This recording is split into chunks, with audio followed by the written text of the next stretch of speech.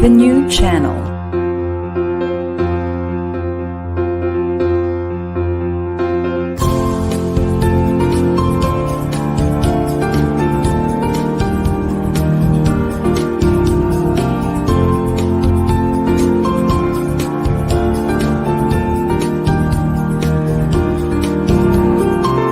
The new channel.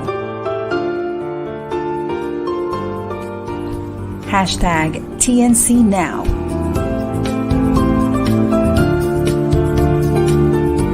The views, opinions, and insights expressed in the following shows are those of the host, producers, guests, and viewers. They do not necessarily reflect the position of the channel. Viewer discretion is advised.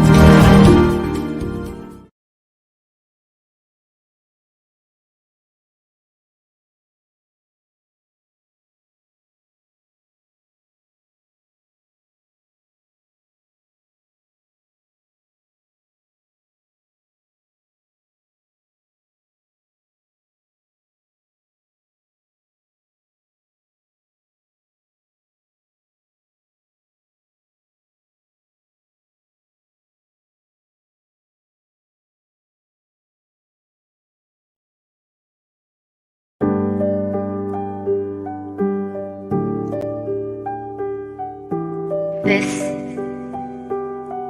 is a Flip Music exclusive.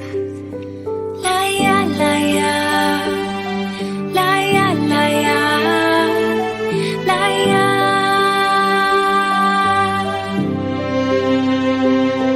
Ako'y pinanganak na merong kondisyon na di normal. Buhok ko'y di ko naranasan at tumubong natural. Laging tinatanong ano, sanhi, bakit sa may kapal ang kalagayang ganito? Hanggang kailan magtatagal? Marami ang nangungutya dahil ikaw ay iba. Ang iyong itsura ay hindi normal sa kanilang mata. Sa tuwing sila'y tumitingin, laging merong panghuhusga. Kahit hindi nila alam ang kalagayang meron ka. Minsan napapaisip at gusto na laging magtago upang hindi makita at sa tao ako'y malayo. Sanay na laging mag-isa at sa sulok ay iiyak. Meron pa bang pag-asa? Yun ang aking di ko matiyak. Pinanghinaan ng loob, kumpiyansa ko ay nawala. Mukhang matapang lang pero yun ang hindi nyo halata. Mula nung bata, merong sagot na gustong matanto. Buhok ko ba'y tutubo ring normal na gaya ng sanyo? O Diyos ko, Salamin sa aking harapan, tanungin ang sarili pagmasdan.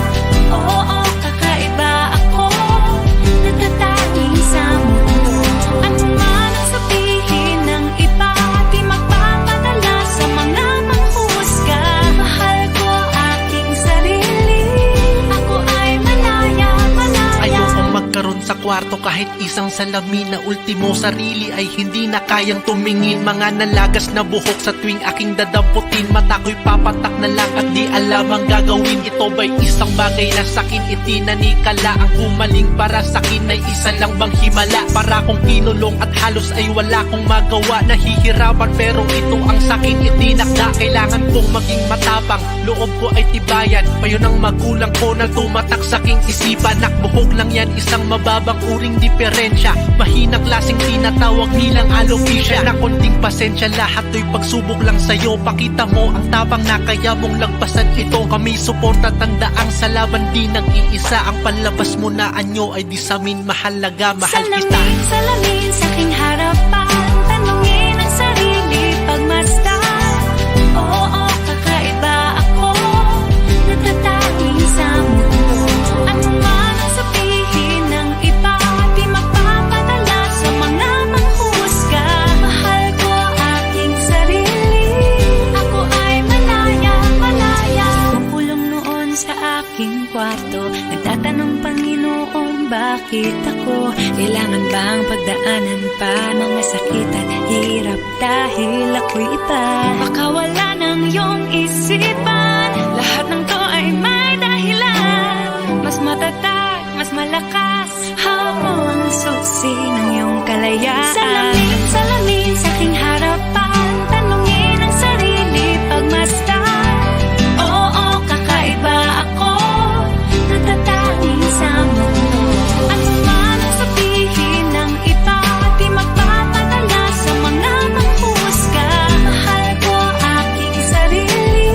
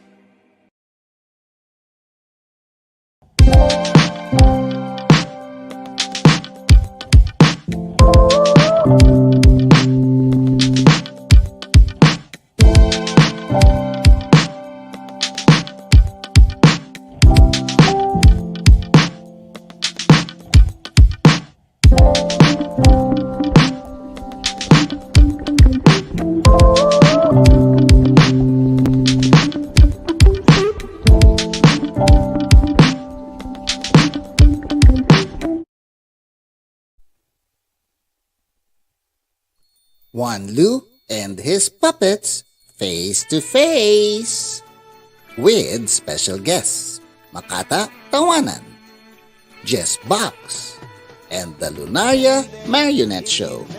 Salita. Alam mo, Tito Anlo, kung wala ako, magsasalita ka mag-isa. Kung wala ako, wala kang masusuot. Kung wala ako, wala kang nakakain.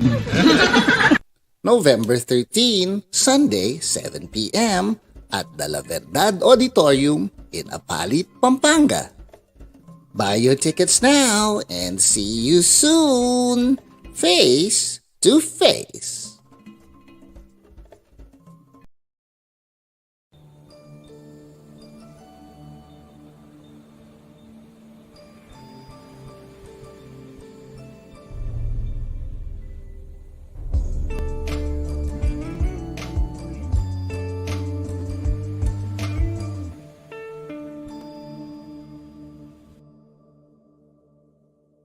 Is my audio working?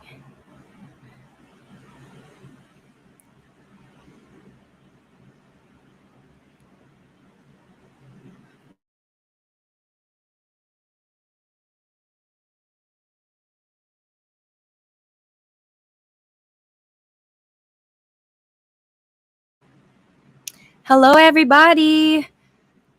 Okay, just checking if you could hear me. Alam nyo, kapag live show talaga, hindi natin mape-predict kung ano ang mangyayari, lalo na dito po sa Antipolo, medyo andito na si Bagyong Paeng at lumalakas na ang ulan dito. Pero hindi dyan natatapos ang ating usapan when it comes to alopecia and hair loss. Again, I hope you could hear me. My name is Abby Asistio, your host for today. My partner, Coach Ellen Perez, will not be able to join us live, but she is with us, watching and commenting with everybody who's watching. Ito po ang Alopecia Talk on TNC. And last week, nakakatuwa kasi, for the past episodes, we would get to chat with women who have alopecia. Ang alopecia po, it's a hair loss condition. But last week, ang topic po natin ay Brothers Beyond Baldness. So nakachika naman po natin ang mga lalaki na minsan iniisip ng mga tao, since you're a guy naman, okay lang dapat na mawalan ka ng buhok, okay lang na makalbo ka. But we found out that even men struggle with insecurities when it comes to hair loss. So it was really refreshing to hear insights from Viper, Dean, at ang si Mike, mga nakasama natin last week. But today, I'm so excited because we're gonna be talking about something fairly new. Ngayon pa lang din siya kumakalat at ginagamit ng mga tao. And it is called SMP or Scalp Micropigmentation. And I'm so excited to introduce our guest today because he is an expert in the field. But before that, I would like to invite you to please share the live, comment away, tag people to join us. Ayan, nakikita ko na yung mga comments ninyo, nakasulat loud and clear. Hello po sa mga taga-Alopecia Philippines. Good afternoon sa inyo, sa mga taga-Sitio Asistio.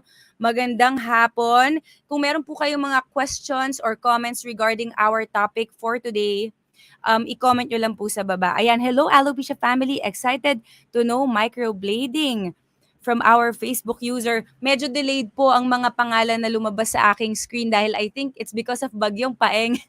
Ang aking connection ay medyo hindi ganun ka-clear. Pero for sure, ang ating usapan when it comes to SMP will be clear na clear. Just like my green outfit for today, thank you so much, Novo Hair, Nature's Answer to Hair Loss, for partnering with us here on Alopecia Talk. Alright, so wag na nating patagalin. Ano ba tong SMP?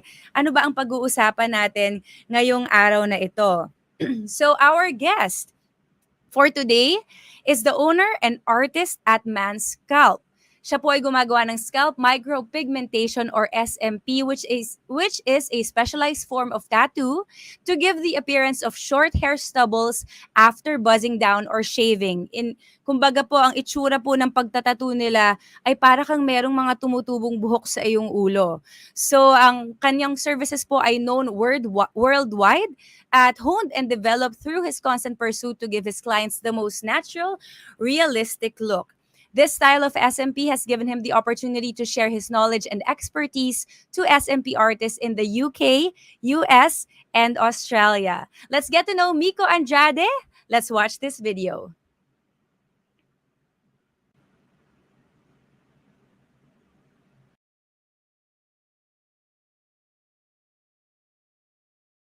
As a professional and an entrepreneur, nothing ever really challenged my creativity the way SMP does. The way it instantly makes a difference in people's lives is unmatched. I believe I'm good at what I do, but I'm humbled by how I still get better with each new client. As one of my mentors always said, your next client should be your best client, and that's what makes me keep at it.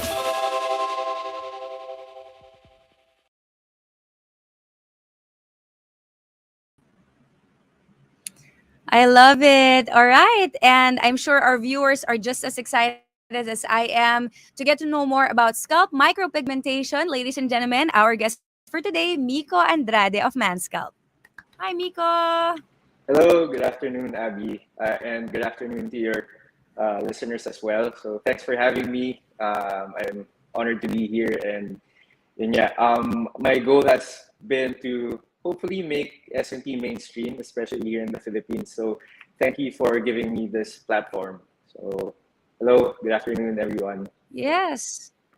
Of course, and thank you for giving us the time also to share more about this. Kasi for sure, yung mga hindi pa nakakaalam could see this as an option for them in case they're not just completely bald, but it could be something used for people with patches also, receding hairline. And I know that this is something that you're really very good at. And in fact, you've been doing this not just in the Philippines, but have been teaching people in different parts of the world. Yes, that's correct. So, well, with scalp micropigmentation, so, well, siguro ano na rin, a quick, brief background about scalp micropigmentation. So, it's a specialized form of cosmetic tattooing. So, well, it's not as deep as body tattoos as you would normally see. Yung mas ano na siya, mas mainstream na yung body tattoo. So, similar, any procedure naman that we place pigment underneath the skin is considered tattoo.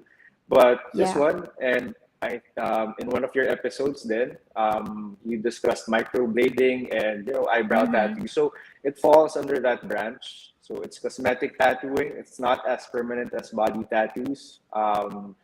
Kasi yung goal natin is to make it as natural as possible. So yeah, I've been doing this for close to 5 years now, and thankfully, even with that short amount of time, like other SMP practitioners around the world have recognized na parang there's, parang kasi yung goal ko talaga is to make it as natural as possible. So so that's the technique. So there's this proponent of SMP. He's based in the UK. He's not an SMP artist, pero he's into business development and marketing of other SMP artists and permanent makeup. So he coined the term hyper-realistic hairlines. So that's what he called the hairlines that I'm able to produce. So kasi parang naturally yung hairline parang hindi naman siya perfect, hindi naman siya symmetrical. So tinatry ko lagyan nung parang imperfect touch, like to make it as natural as possible. And the goal really is to make it, siguro yung buong lifespan ng SMP, like may clients tayo. So as I've mentioned, I've been doing this close to 5 years. So I've had clients close to that time frame as well who have gotten back to me for their touch-ups, ganon. So all throughout those years, walang nakakapansin. Siguro nakakuha sila ng compliments, pero lahat can call out like, did you lose weight? But parang bumata ka. So kung ano-ano na sinasabi nila, except may tattoo ka, and it's staring them right in the face. Kasi it's practically on your face, yung hairline. Literally. So yun yung goal. So thankful and lucky enough, blessed enough to be able to share that technique from to different SMP, to different countries, to other SMP artists as well. Nice. I'm very curious, Miko, though. How did you get into this? And other than, kumbaga, the tattooing, kasi lalo na being a guy, di ba? Parang what made you decide na parang I wanna help people have more realistic hairlines with the type of hyper-realistic tattoos that I wanna do? Yeah, so back siguro 5 years ago. Well, kasi how I got into this was my wife is a permanent makeup artist as well. So ginagawa niya yung mga eyebrows, eyeliner, lip tattoo, etc. And yun during that time when she started her practice, parang marami rin siyang training materials from, she also trained from everywhere in the world, like Israel, the States, London, marami talaga to get the best practices. So one day I was hanging out in her studio, tapos may mga learning materials. I was bored. I was browsing through the parang pages upon pages of mga permanent makeup related stuff. And then I came across Scalp Micropigmentation in one of her books. Tapos when I saw it, parang it reminded me of parang there's an art form kasi that involves dots, so it's called pointillism or stippling. So yun yung parang mga artwork na like any subject naman, pero ginagamitan nila ng dots. So kunyari, the more concentrated amount of dots is, the darker that patch of paper is, hanggang makabuo ka ng image composed of just dots. So it reminded me of that kasi growing up parang I was into parang art talaga, like sketching and pointillism, stippling. So it reminded me of that. So I thought to myself, parang this is something I can do, and hopefully I can do well. So my wife and I talked about it. Tapos getting into it, sabi niya sa akin, if you're gonna do it, parang do it properly. So we went to the States to train. So I trained with he's one of the top guys talaga in the industry, and he's been doing it for more than 10 years. So Scalp Micro USA is what his clinic is called. Matt Ayulo yung name niya. So I trained with him to New York, and since we were in the States, and syempre parang malayong travel yun, might as well train with another SMP artist who's also known for what he does. So nag-travel kami from New York. We went to Florida naman. So his name is Safe CD. Tapos yung clinic niya is International Hairlines. Just to get the best practices kasi parang you really can't stop learning. So that's how I got into it. And then parang the rest was history. Yung pag-uwi namin from that trip, I really started to talk to friends and family na let's do your SMP, like I trained abroad for this, so try natin. And then so, thankfully sunod na rin yung clients after that. And and recently then I was able to do SMP since my goal is to make it as mainstream as possible, as accessible to sa mga dito sa mga Filipinos syempre sa Pilipinas. So I tried to get in touch with parang guys who would probably need it, yung SMP. So we were able to do the SMP of mga basketball players like Mark Aguiwa, Sol Mercado, and Miko Salva. And recently, parang we can't get any more mainstream than si Derek Ramsey. So really thankful for him for sharing kasi he has a big platform, he has a big following. So he shared his results. Tapos from then on, parang marami na rin talaga nag-inquire na.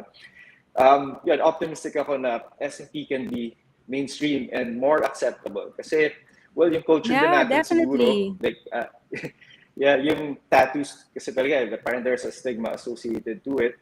Siguro not until recently. Kasi yung yung parang feeling ng pag sinabi yung tattoo, it's forever or parang matagal siyang nandun. If you make a mistake, medyo delikado. Which is why, like what you were saying, it's not just like a piece of paper where you're doing art, you're actually doing it on actual individuals. So it means a lot to them na kapag nagkamali ka or masyadong, kunyari, yung paggagawa mo, it doesn't look realistic. Instead of it adding to their confidence, baka mas lalo pa sila, parang, what happened? So, which is something, and I think to everyone watching, if when it comes to mga industries like this, it really takes a lot of work and studying and learning how to do it properly, like what Miko has done. Yeah, that's right. So dun din papasok yung kasi Well, with siguro body tattoos, well, if it's a big piece, yun, multiple sessions siguro talaga. But for the most Yeah. part, like one session nagagawa na. But with scalp micropigmentation, yun yeah, it's not, your scalp is not a piece of paper na pag nilagay mo Yep. yung ink doon, it's gonna look consistent and well, basically, yun yeah, what you put on that piece of paper is what you'll get siguro kahit mga ilang years pa nandun siya sa paper na yun. But with tattoos or scalp micropigmentation, yung canvas mo basically living, breathing thing. So Yes. tao yung ano, yung canvas natin. So big part of how things heal is yun yeah, parang their unique response, their individual response to the pigment. That's why we do it in multiple sessions then. So I try to approach it as conservatively as possible kasi yun nga, parang with tattoos or scalp micropigmentation, it's always easier to add than to remove. Kasi yung remove, ano na yan, it's a different discussion, it's a different topic. It's laser removal already for the most part. So parang mahirap yung ganon. So first session, normally, like we start out conservatively. Yung hairline, siguro, especially when the client wants a really conservative look, I approach it really conservative. So baka medyo mataas yung hairline and I use the lightest shade possible para hintayin muna natin mag-heal. Anyway, madali nga mag-add. So, and then the next session, when they come back to retains the pigment, how it looks, and then I adjust from there. So, kunyari, if I need to go darker with the shade, I'll do that. And of course, go heavier with the density, gagawin din natin. Until the third session na ma-complete natin yung gaps, ma-complete natin yung overall look. So, and with the size of the dot kasi, sobrang liit niyan, and we're dealing with a big area. So, naturally, maraming sessions talaga yung kailangan. So, yun, healing and ultimately filling up the whole scalp. Kaya marami tayong sessions din. But it's very interactive with the client also, depending on, kasi sabi mo process naman, little by little, darker by darker shade. So they're very, kumbaga you consult with them as you go along the process. Yes, that's right. Pero yun din, may ibang clients din na who want to go as dark as possible. Pero as an expert in this field, I have to discourage it. Put on the brakes. So, kunyari, sasabihin ko, kunyari, third session, gusto pa rin nila sobrang dark. So, sasabihin ko, parang I have to stop you there. Kasi the point of SMP is to draw attention away from the hair loss. Kung gawin natin yung sobrang dark, we reach mas tawag pansin. Yes, hindi na siya natural. Nandun na siya sa spectrum na hindi siya natural. Na mangyayari niyan, magdodraw pa ng attention. So, tama ka. Parang mas takaw pansin pa. Mas mapapatingin sila sa ulo na, anong ginawa mo sa ulo mo? Instead na, the goal nga is to parang make it seem like it's normal. This is just my buzzed look. Cool. Okay, right. Miko, before we move on, you already mentioned it a while ago, Derek Ramsey. We actually have your video here of how it looked like for him, kung ano ang kanyang before and after. Let's play Derek Ramsey's video. And then we could, you could talk while we watch it. So ayan, as we can see, hindi sobrang dark, no? Hindi yung parang talagang dinrowing na may mga dot. It actually looks very normal. Yeah. So if you've been following Derek Ramsey then for the past couple of years, kasi yung trademark niya talaga is the buzz cut. So, siguro parang single-handedly, parang pinauso niya yung semi-calvo look. Na Semi-cal. Yun yung mga mid-2000s. Yeah, could we play it again while we're talking about it? Sige. And then, yun. So, we first got to talk. So, he reached out to me. So, na-surprise ako kasi parang, teka, may mahaba pa yung hair mo, okay pa. Parang, I don't think your hair loss level, if there's any, would warrant yun nga, buzzing down tapos mag-SMP. So I told them if we're gonna do SMP, kasi nga the primary use of SMP is to replicate the hair stubbles from a buzz cut. So sinabi ko sa kanya 2 years ago, like when you're ready to buzz down again, maybe that's when we can start working on your SMP. That's the time to do it. So yeah, so for the longest time, mahaba pa rin yung hair niya. Pero he's naturally din kasi when guys reach a certain age, like siguro around my age, yung mga mid-30s nga, close to half, siguro yung estimate nila is 30 to 40% of guys have some sort of male pattern baldness already. So hindi lang kita, pero may thinning na dyan. So yun nga, as we reach 40s, mid-40s, 50s, yun, mas magiging pronounced pa siya. So that's what Derek noticed. And yun nga, sabi ko pag ready na siya mag-buzz down, that's when we can do the SMP. So as you can see here, parang fresh pa talaga yung pagka-buzz niya. And normal yun na kung makikita natin medyo light yung scalp niya. Kasi with sun exposure, pag may buhok tayo, the rest of the body, especially guys who do a lot of outdoor activities, ganyan, may certain level of sunburn din. So yan, makikita mo. Yeah, and I know that Derek Ramsey's a very active person. He's always outside din. Yeah. So for that one, Miko, is that that's his natural hairline? Or parang inestimate mo sa tingin mo kung kumbaga that's based on your estimate, or he was the one who indicated na okay, let's start here. This is where it should be.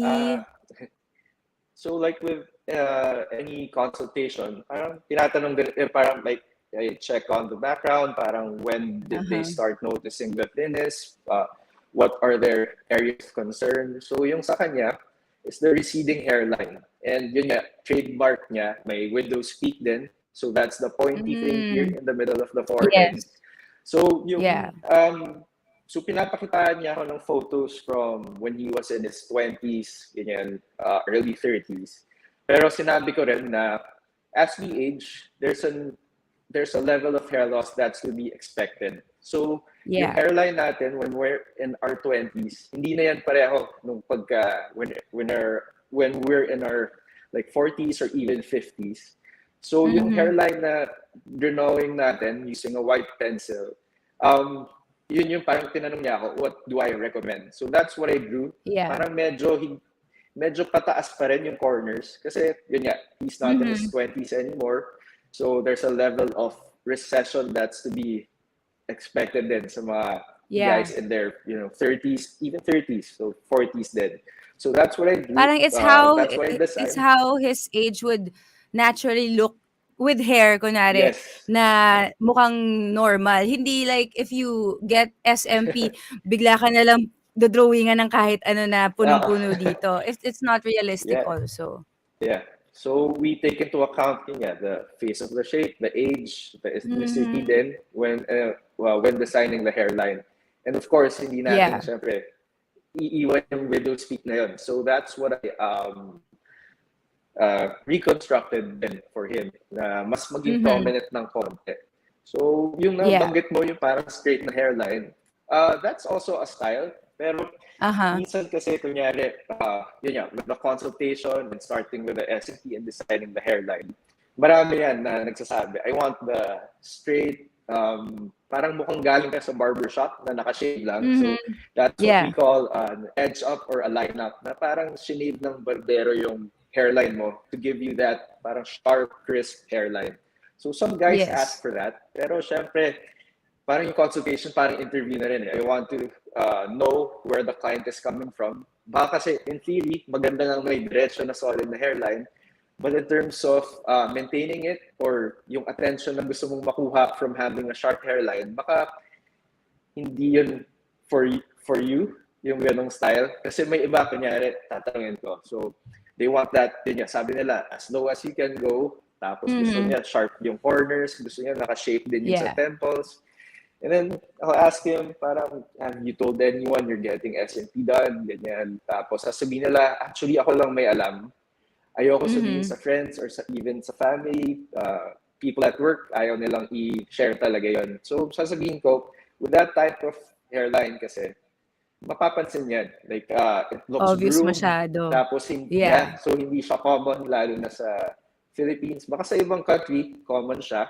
Like, sa States, common yung pagka naka-shave na gano'n. So, yun yung sinasabi ko, and I recommend yun parang maybe we can go with something more natural, more subtle, na yun, mabibigyan ka pa rin ng difference. Your hairline's gonna be lower. Pero syempre, gusto natin yung subtle na parang may pagka-jagged, May tinatawag Yes. din ako na parang feathered yung hairline kasi nangyayari yan when yung hair natin, when it gets closer to the face, mas numinipis siya, mas yung Mm-hmm. density ng hair, mas nagiging mas layu-layu sila. So it's, ano ba, parang may gradient going down the hairline. So that's Mm-hmm. isa sa mga hyper-realistic aspects na which I've been, sharing with SMP artists around the world. So that's the technique I'm trying to implement almost every time. Na yun din yung in-encourage ko for most cases na yun yung gawin Yeah. natin. Para walang makapansin. Mukha ka lang nagbabuzz. Mukha ka lang may full head of hair nga na nag-buzz down lang talaga. Yeah. Nice, nice. Miko, I have a question. With the guys that you are able to do the procedure with, like what you said, merong mga gusto pa rin na nahihiya na ayoko, gusto ko ako lang may alam. But with this going mainstream, do you think that it would reach that point that just like microblading, people are very vocal about it to say and post about it na yeah, I got my eyebrows done eh. Maybe for SMP with it gaining more recognition and people having less stigma when it comes to procedures like this, parang Yes. we might reach that point. And if that's the case, that's gonna be a good thing. But at the same time, diba, it kind of worries you na people might jump in the bandwagon and just do the procedures even without the knowledge. Yeah.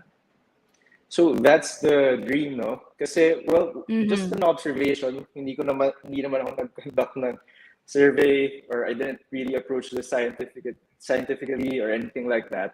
Pero kasi with my observation, like with women, parang socially accepted na you put on makeup, walang problema yan. Yeah. So naturally, parang yung progression ng makeup na yun na meron kang semi-permanent eyebrows and my wife does it. Yeah, my wife's an permanent makeup artist din. So Yeah.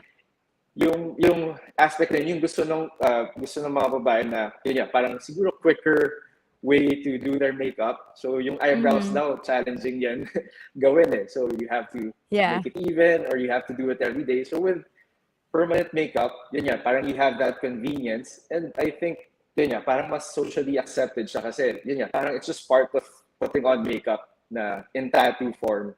But with guys, siguro, like when we have anything done, like anything cosmetic or like with even going to the derma to have your siguro skin maintained, or is that how you call it? Diba parang may konting, hindi naman stigma, Nako-conscious pa but ng onte. or tag ka as being vain. And Uh-huh. also, on top of that, hair loss is parang big subject of insecurity talaga Yeah. I won't say for most kasi it's really for all people na parang when Yeah. you parang if you experience hair loss parang ano yan your confidence parang there's Mm-hmm. a stage of being in denial pa na kunyari Yep. may hair loss like with male pattern baldness na with grown men who are parang siguro with everything with all the everything else in their lives parang secure sila like with their job, with their relationships, etc. Pero pagdating doon sa hair loss, parang ayaw pa rin nila pag-usapan. So it's Yeah. really a topic of insecurity na hopefully the dream is to make SMP mainstream. Pero Yeah. then I respect their sentiment na minsan gusto mo itago yung Yeah. hair loss problem na ayaw For mo their i-share tungkol privacy. doon. Mm-hmm. Yeah, so that's why it's been helpful na guys like Derek Ramsey and the PBA players, tsaka mga Basketball TV show players. hosts. Yeah, and I have Yeah. one client actually parang tinanong niya ako na baka kilala mo I have this friend she has alopecia and she started Alopecia Philippines and I told him are you referring to Abby Asistio? Tapos sabi niya you know each other. So yan si Sander Angeles. Angeles. Oh, Yeah, cool. so I'll Yes, post his yes, results yes. soon then. So yun guys Nice. who have a decent following on social media parang nakakatulong sila to make to like maybe get rid of that stigma na siguro, Yeah. yun nga, you'll feel insecure about hair loss, pero may solution and it's okay. Mm-hmm. Kasi parang mukhang natural naman. And yun nga, parang Yeah. not really concerned about Yeah. other other people wanting to practice SMP. Kasi yun nga, but I encourage those who want to undergo the procedure to do their research, check their artist's portfolio. Kasi well, online yan, so it's just easy to grab a photo, post it as your own. Yeah. So Have a certificate of yeah. So that happens. micropigmentation. Pero yeah, tama. So yun nga, parang ano naman, hindi siya like you don't really go to a school and get a diploma for SMP. Pero yun nga, parang check the portfolio, check the experience, and parang do your due diligence para sure tayo na hindi, yun nga, parang gusto natin mag-draw ng attention away from the hair loss. Baka with bad work, it might draw more attention to the hair loss. So, yun yung gusto to be natin wise. iwasan. Be wise about and getting the procedure and who you work with when it comes to getting it. And for those And I think aspiring Miko, to do SMP, sorry, go ahead. sige. So for those aspiring naman to do SMP, go through the proper channels, do proper training, which I'll be doing then, soon. So I'm developing my own training programs with that. Na yung na-try ko na naman yung like training approach yan kasi I have one other apprentice here in the studio. His name is Aaron. So, yun, kaya parang rin siya. Aaron of MANScalp on Instagram. Yes, so mahirap. Yung technique na to, yung mahirap siya i-replicate and duplicate. So that's why I've been working closely with an apprentice kasi parang to get good at parang any art form, yun nga, parang may apprenticeship na kailangan, which we're doing now na yun yung parang basis ko for my training program then, which I'll launch soon probably. So nothing concrete Nice. Yeah, and I just wanted to add to what you said about lessening the stigma. I guess that's one of the reasons why we have Alopecia Talk also, and people are more vocal in terms of hair loss or how you could treat it, how you could cope with it, and what ways you could do to minimize the hair loss. Parang the more people are able to talk about it and be open about it, I hope it makes people realize na yes, it may add, all these things add to our confidence, and but it's nothing to be ashamed of in case we have a problem or there's something that we want to change. Yes, we could do something about it, pero hindi naman natin kailangan ikahiya if we need help or we need extra, like a procedure like SMP to help us gain our hair and our confidence back. And before we move on, Miko, let's share. You were saying about mentoring and sharing more about your knowledge to people. We have a video here of you doing a talk. We have a quick video of you doing a talk in Vegas. Right. Let's check it out so people would see a sample. Yes, I included captions din kasi medyo malayo yung camera when we were taking the video. Yeah. I think it's gonna play soon. Sige, it'll play in a bit. Stippling or pointillism concepts as a guide to feather. Then, if you look at the top left corner, where the hairline is, that's where we're gonna start to work. And this is how my second. Yeah, the second session will show. Right after the video. Not going to see the hairline. It's just going to be too feathered out. Now we can mix in the Q&A with the worksheets, and if you have a few questions how to do them, just let me know. You can raise your hand. You can use the mic so everyone can hear your question. They might have the same questions, and then that's about it. I love it. I have a question. Kunyari, I'm part of the audience.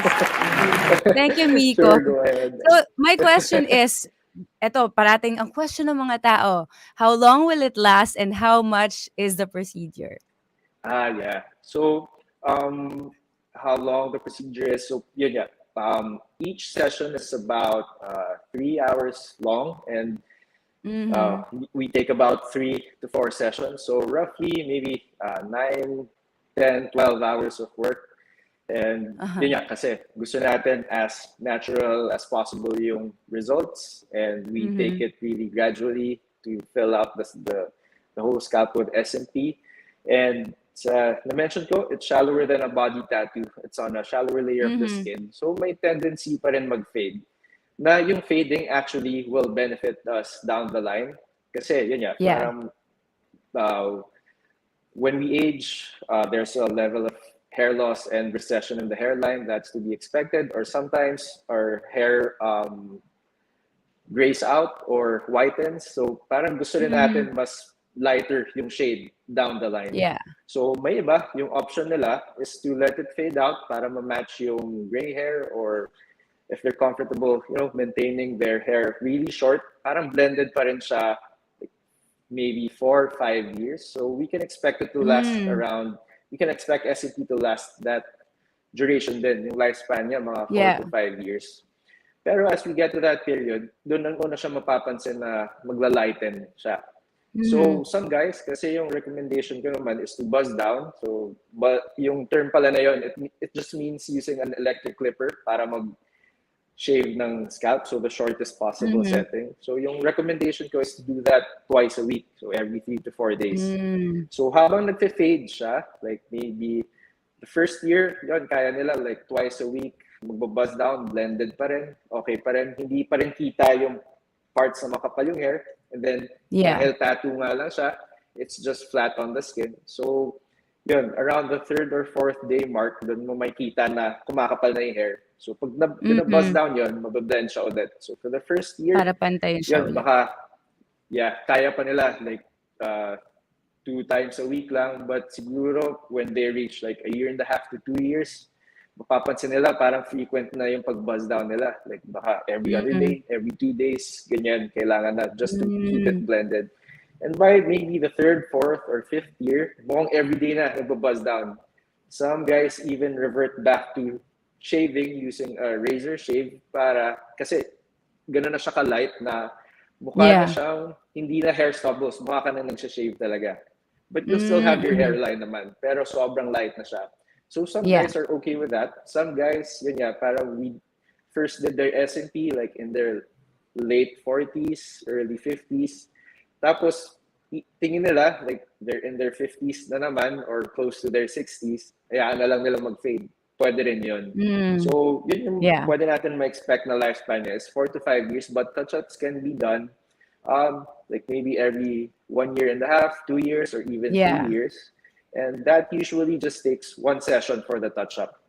I've had cases na multiple touch-up sessions. Well, siguro kasi yung pag-fade, it's really based on the individual response of our bodies to the pigment. Yung iba, yung lifestyle din nila, like being under the sun for most part of the week. So with sunburn, nagpe-fade talaga yung SMP. So yun yung parang expected lifespan niya. But we can take care of that with sunscreen, wearing caps, moisturizing, and stuff. So yun. And then for the price, yung starting point, we can say na, kasi I base the pricing on the level of hair loss. So may tinatawag tayong Norwood scale of hair loss. So may class 2, 3, yun yung parang minimal hair loss. Like siguro umangat ng konti yung hairline or yung crown, may konting thinning. And it goes all the way to class 6 to 7, which is yun nga, parang almost complete hair loss. Like at the back of the head, parang ear level, hanggang doon na yung hair loss. And then completely wala na sa harap. So that could reach up from with my apprentices rate included, siguro from 30 to 60. So it's a big range kasi they're 30 to 60. 30 is the minimal one, the first phase ish. Yes, so that's with my apprentice. Pero it goes all the way kasi it depends on the hair loss level. It goes up to the high 60, the low 60s lang. So to be exact, 62,500 is where I cap off the price even with yung alopecia totalis, which we have yun Yeah. nga, yung kay, well, guest din natin siya today, si Aljon. So with Aljon kasi it's alopecia areata, but it goes all the way to the back of the head, yung nape, yung yung Yeah. sideburns, etc. So with that, yun nga, parang almost the whole scalp na. And with Lourdes as well, who's been a guest in your show. So isa rin siya sa mga clients natin with alopecia. So I cap off with yun nga, Norwood class 6 to 7 pricing, yung male pattern baldness scale.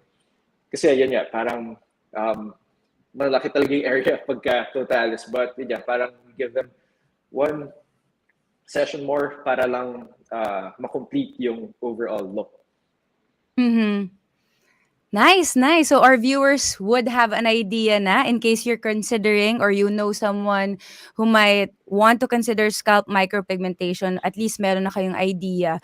But you mentioned it already and we'll transition into that since this is Alopecia Talk. With us knowing how much it costs, it's so admirable that you are doing services for people with alopecia, just like Aljon, which will be joining us on the show later, and Lourdes. Kasi sa mga nanonood, Yes. kanina, we showed Derek Ramsey's head and how PBA players would get it done, mostly men. Pero women, especially those with alopecia, go through severe hair loss, just like Lourdes. Let's show Lourdes' video first, and then let's talk about how you got into wanting to help people with alopecia. So let's watch this. This is one of our members.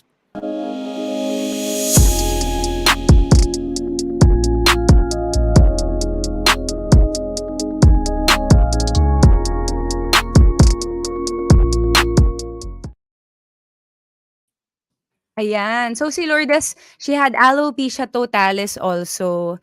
And Miko will be joining us back in a bit. But she has alopecia totalis and then she did a procedure with Miko and MANScalp.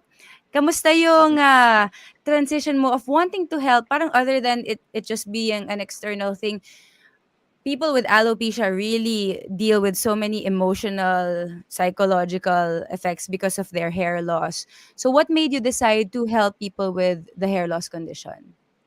Yeah, so well, my first alopecia client was the one who introduced me to Alopecia Philippines actually. So his name is Romel. I'm not gonna say the last name kasi Yeah. hindi din namin share yung face niya when I was when he shared his results online. So Yeah.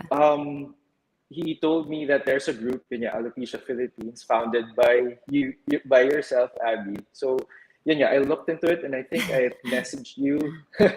Yeah, Yeah, I you messaged did. you that maybe we can help some of the members in Alopecia Philippines. And then I attended And Miko one even of went to your our event. yes, Yeah, so you that went to was our in event. 2019.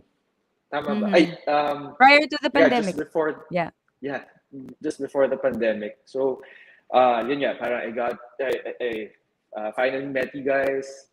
Si Des yata wala doon, but I was able to see Aljon din actually wala doon. So, meet ko sila during our procedures na. But I got to meet members of the group, and yun nga, parang a big part of your annual event was teaching parents how to deal with yun nga, unfortunately bullying in school when it comes Yeah. to yun nga, alopecia, and you had activities for kids to teach them or to empower them na we're more than our hair. We're more than our hair. So yun yata yung tagline ng yung year na yun.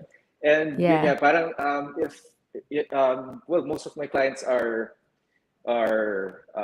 men, and yun nga, parang they're well into their adulthood, tapos they're still insecure about hair loss.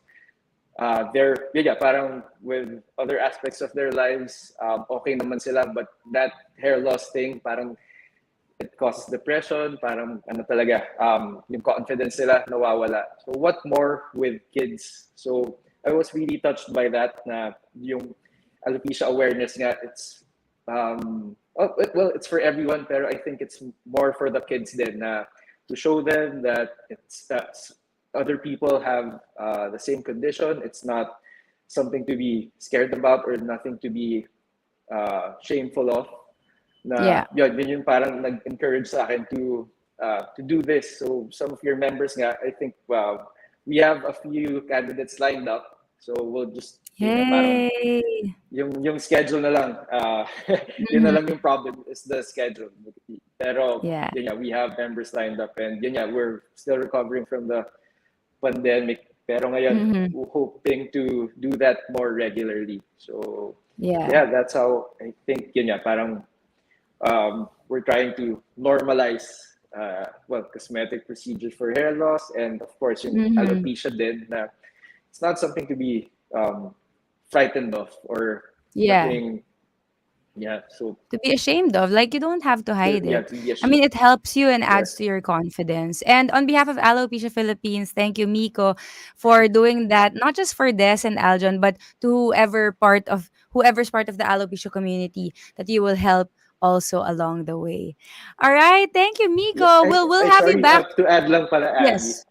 Yes. Just siguro one last thing, kasi people might think, especially like people with alopecia, that once you've had SMP, parang you need to like show it every time. It's the only look that you need to go with. Pero like with Des naman, from time to time she still wears her wigs, her headscarf, and that's completely okay. Na siguro pag if you feel like taking everything off, at least parang there's a semblance of like having hair.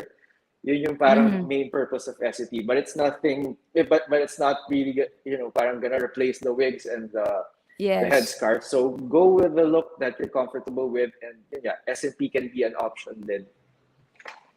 I love it. Thank you for that final message, Miko. Not just for people with alopecia, but in general, we go with what works for us and what makes us feel comfortable and adds to our confidence. And there are different ways and different options. You could decide what works for you. All right. Thank you, Miko. We'll chika you again for our bye-byes later after we talk to Aljon. But we'll be back just for a couple of ads, and then we'll chat some more. Okay, see you. Thank you, Miko. Miko Andrade of MANScalp. Salamin sa aking harapan, tanungin ang sarili pagmasdan. Oo, kakaiba. Juan Lu and his puppets face to face with special guests Makata Tawanan, Jess Box, and the Lunaria Marionette Show. Salita. Alam mo, Tito Ando, kung wala ako, nagsasalita ka nag-isa. Kung wala ako, wala kang masusuot. Kung wala ako, wala kang nakakain. November 13, Sunday, 7 p.m. at the La Verdad Auditorium in Apalit, Pampanga. Buy your tickets now and see you soon, face to face.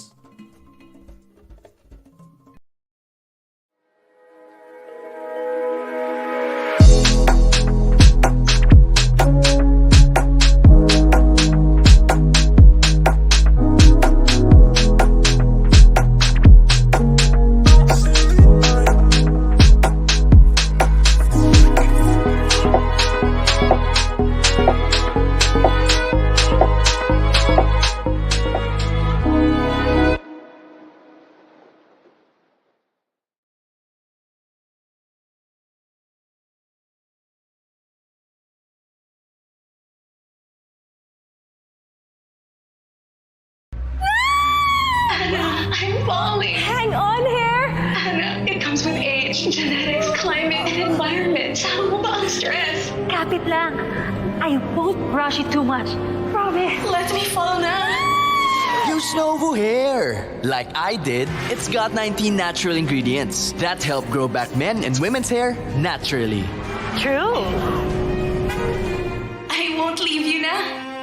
I know, right?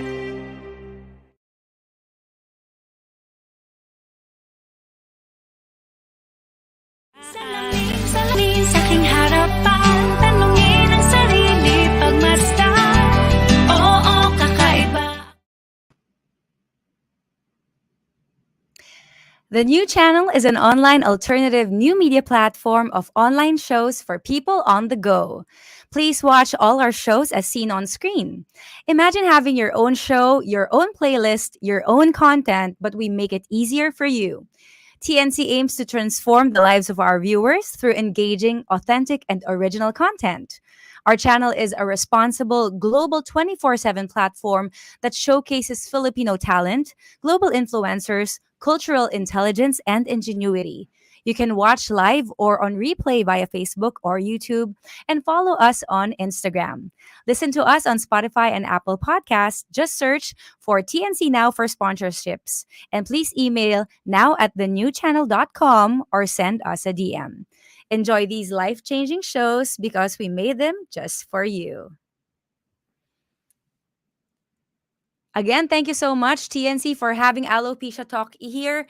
And tawagin na natin ang ating next guest. We talked about scalp micropigmentation and how it could help people with alopecia as well, just like Aljon Flores, nakasama natin ngayon. Hi, Aljon.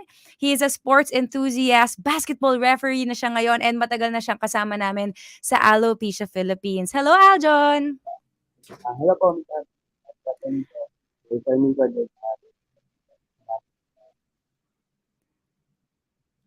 Ayan, medyo palakas lang ng onti ng boses, Aljon, medyo mahina. Pero kanina napag-usapan natin, nakita namin yung video mo din, and napag-usapan namin that you did scalp micropigmentation. Paano ba nagsimula muna yung alopecia mo? And ilang years ka na meron ng condition? Since nung 8 years old ako, nung bata pa ako, nag-aaral ako sa kanto ako. Pambubuli, saka nahilang ako na pumasok sa loob ng school. Nag-start po siya sa small patches. Hanggang sa dumami na po, nakasumbero na ako. Ngayon, kada nag-ceremony namin, pinapatanggal yung Perez. Hindi ako. Kasi nakikita nga yung condition ko na alopecia areata. So hanggang ngayon, meron pa rin po ako na alopecia areata. So matagal na po siya meron ako na diagnose. Pero nag-start sa kulay. Tapos po, ayun, hanggang sa nawala na ang pilik mata. Yung sa ulo ko, nagkaroon ng patches. Sa ibang parte ng katawan, nawala na. Naging universalis. Opo, parang universalis ako sa... Hanggang ngayon po, meron pa rin po. So, pero nakikita ko ngayon parang meron ng itsura na meron ka nang parang skinhead, meron ng buzz look ang iyong buhok. And I know that it's because of SMP din, 'di ba? Kasi dati kulot-kulot ka pa eh. Naalala ko yung hair mo before nung meron kang mga patches. Ngayon completely shave off mo na tapos nagpa SMP ka na with MANScalp. Kamusta yung naging experience para sa iyo? First of all, magpapasalamat po muna ako sa inyo sa kay Sir Miko po sa tulong sa gawa niya scalp micropigmentation. So, nagpapasalamat po sa akin to kasi sa tagal ko na meron ako alopecia, nakatulong sa akin yung scalp micro para normal ako na tignan. Ngayon po, natanggap ko na kalagayan ko. Bukod doon, wala na akong naalala na mag-ayos pa ako pupunta pa ako sa doctor para ayos. So, nakatulong po talaga sa akin, added confidence sa akin. So, parang nanumbalik ko yung, yung kahit pa paano, yung sura ko, kahit ganun po yung sura sa akin sa tao. Nakabawas po talaga sa mga alalahan. Kahit saan po, kahit nakatulong. Kaya, tulad yan, referee ako. Normal na tignan sa akin yung tao. Hindi na ako question na scalp micro pala yung sa ulo ko. Ayun po talaga. Parang parang skinhead ka lang din talaga, no? Tsaka natural yung dating niya. Opo. So maganda rin na hindi siya nahalata. Opo. Nung bata po kasi ako pagka na skinhead ako, halata po talaga yung patches. Nakikita ko talaga. Ngayon po na SMP ako, okay na po. Much better, na po, parang tanggap ko na mag-calvo. Yun po. Natutuwa ako na nakatulong sa iyo yung SMP and tawagin na rin natin si Miko ulit to join us on the show as we wrap up. Aljon, nakita ko na shinare mo yung buong storya mo at procedure mo ng scalp micropigmentation sa internet, 'di ba? Nasa YouTube. So guys, I would like to recommend that you watch that also. And ayan, Aljon, si Miko, you were saying Ay, kanina Aljon. nagpapasalamat ka. Sir, Actually, salamat po yung sir sa Oo naman, salamat din na yun nga, parang tinulungan mo rin ako pakita na kung paano yung SMP mag-work with alopecia areata din. So, yeah, narinig ko rin yung sabi ni Abby na yung mahaba pa yung hair mo dati para takpan yung patches. So, naalala ko, yun nga, nag-buzz cut ka rin dito sa studio na eh. Tapos nakita ko rin yung siyempre, yung problema ka na anong magiging itsura mo na first time mo kasing tatanggalin lahat yung buhok mo. Pero nung pagka-buzz pa lang, hindi pa tayo nagsisimula ng SMP, parang nakita ko na may weight talaga na natanggal sa'yo na parang okay naman pala. Kahit naka-buzz down lang, wala pang SMP, parang okay na rin pala. Parang nakita ko yung parang nagbago ng konti na hindi mo na problema yung kung saan nakalagay yung buhok para Hindi konti, malaking pinagbago, naging emotional. Pati yung mga nanonood, kahit ako napanood ko, emotional ako eh. Kasi I know how life-changing that could be na kumbaga nabawasan yung mga iniisip pa when it comes to your hair. Aljon, sorry, you were saying? Side note pala. Sige, go. Sir, napakalaking bagay po talaga na tulong sa akin. Kasi po, ngayon po kasi na-aware na po yung mga tao kung ano yung condition namin. Saka po sa mga bata na katulad ko noon, araw nung bata ko na bully rin, karanasan ko po talaga napakahirap. Lalo pag gusto mong mag-aral, makapagtapos, isipin na lang ng ibang tao, parang ganun-ganun lang kami. Siyempre, pinamapakita yung space namin, saka kung ano man meron kami. Salamat din po sa Diyos kahit pa paano, nakatapos ako. Yun po, saka yun po sa tulong nyo, salamat po talaga, parang salamat. Kasi po, napaka-expensive po niya kung wala rin po talaga ako pang-provide at pambayad. Binigyan lang po sa akin na sa gamitin o libre po. Salamat po, God po. Yeah.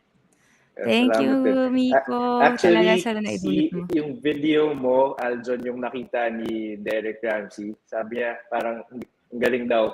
So, kilala ka na ni Derek. Yun, no? Yung video. Okay lang. Okay lang, sir. Kahit kayo na lang po makilala kasi na. Kayo po yung magaling. Pareho ngayon, ano na kayo? SMP brothers. Yon because of that. Yeah. Thank you, Aljon, sa kikwento mo ng iyong story at sa message of encouragement and hope mo din. And to end, Miko, anything you want to say, not just for people with alopecia, but to those who might be willing to explore and try SMP? Yeah, so you can reach out to me in all my social media. MANScalp lang naman eh. MANScalp. So if you have any questions about SMP, pwede nyo naman ako i-message. Tapos, if you have any questions, I know parang konti lang siguro na discuss natin. Pero yun, pwede naman natin i-discuss through a consultation. So, tsaka mas personal. Yeah, yes. And mas private siguro, which is what a lot of people value pagdating sa hair loss. Okay, maraming salamat to our guest, Aljon, and of course, Miko Andrade of MANScalp. Very enlightening ng talk na nagawa natin today. And I hope, like what you said, it goes mainstream and it really helps more people who may be dealing with hair loss. Thank you for being our guest for today. Thanks, Abby. Thanks for having me. Nice seeing you, Aljon. Nice seeing you guys and catching up with you. And that was another session of Alopecia Talk. And sa mga viewers natin, pwede nyo pa pong ipa-share to at i-replay kung sino man ang gustong makanood or who might be looking into SMP so they would know more about scalp micropigmentation. And on behalf of my co-host, Coach Alan Perez, who's not with us today, again, I would like to thank you all for watching Alopecia Talk here on the new channel. And we hope to see you again next time. Bye! Salamin sa aking harapan, tanungin ang sarili pagmasdan.